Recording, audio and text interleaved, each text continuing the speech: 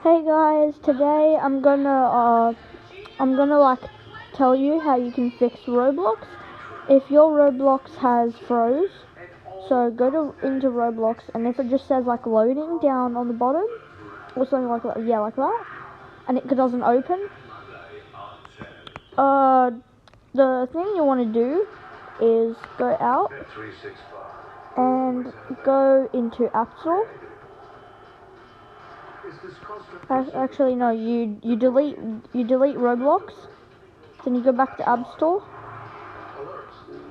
You search up Roblox, and then you just re-download it. And yeah, it should be fixed. Yeah, guys. If this works for you, can you like subscribe to my channel? And yeah.